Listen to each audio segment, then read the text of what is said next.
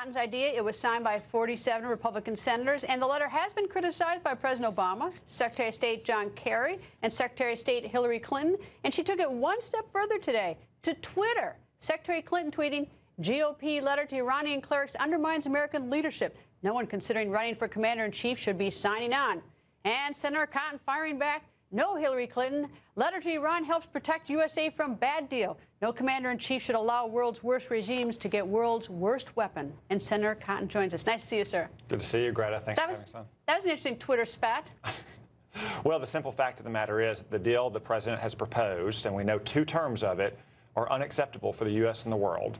He would accept a 10-year sunset on a deal, and he would allow Iran to have a vast uranium enrichment capability, which is a critical component of a nuclear weapon. Right, the U.S. Senate is focused on stopping Iran from getting a nuclear bomb, not just today and tomorrow, but 10 years and 15 years from now. All right, I want to get into the substance, but before I go back to the Twitter from Secretary of State Hillary Clinton, she says anyone who's thinking of running a GOP candidate in 2016 shouldn't be signing on to this. What do you say to that? I'm surprised that Secretary Clinton, who herself was a senator, is not standing up for the constitutional powers of the Congress.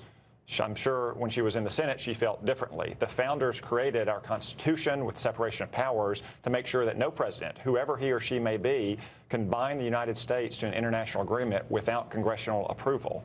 Now, I think it's important for the American people to know that Secretary Clinton supports Barack Obama's approach to these negotiations and supports the terms of the deal that would allow Iran to get a nuclear weapon. Is the deal with Iran, assuming that there is one, I mean, we haven't seen it, is that a treaty?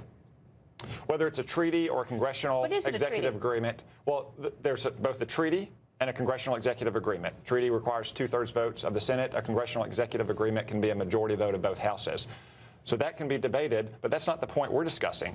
Barack Obama proposes to do something called an executive agreement, which is the 3rd kind of international agreement. And an executive agreement is not binding on a future Congress or president or the country at all. Right.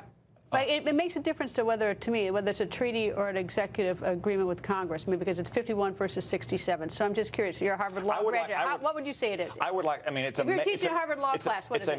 It's a major nuclear agreement, not with a friendly nation, but with the world's leading state sponsor of terrorism. So I would like to see a 67 vote threshold. So you say it's a treaty. But certainly there needs to be a majority vote, at least a majority vote. President Obama is proposing to have no vote at all. And President Obama himself has rescinded previous executive agreements, such as the agreement that George Bush and Ariel Sharon reached in 2004, because it didn't have binding congressional approval. Why did you have to do it this way? I mean, why do you have to become pen pals essentially with the Iranian leadership? I mean, you could have put it in the New York Times or the Washington Post in a letter; they would have read it. But here it does look like you're end running the president. Now the president's end running the Senate by not going to, says he's not going to get your approval. But why are you doing that? We made it an open letter.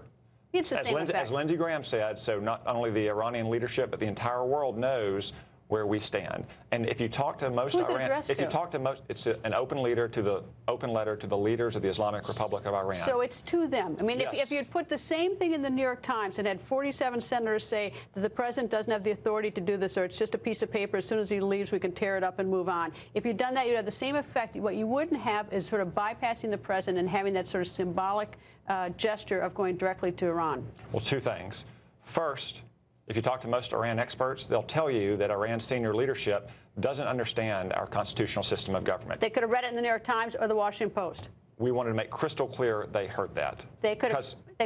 I'm telling you that I'm not kidding you. I was in North Korea. The North Koreans were reading things about Fox News and New York Times that they confronted me about. They're all watching us. Well, we wanted to make sure it was crystal clear they heard it, because I also worry that they're not hearing that at the negotiations in Geneva, or Javad Zarif, their foreign minister, is not communicating it back to the senior leaders in Tehran. And Greta, if you look at Javad Zarif's response to our letter, it goes to show that we needed to send the letter in the first place, because it goes to show that he doesn't understand America's constitutional separation of powers, and that while the president negotiates agreements, it's the Congress that approves agreements. So you have no regrets about the methodology about going directly to the Iranian leadership? No regrets at all. We're trying to stop Iran from getting a nuclear weapon, and Iran has to understand that the Congress will protect the American people from a bad deal, as they have been doing for 200 years and as our founding fathers envisioned.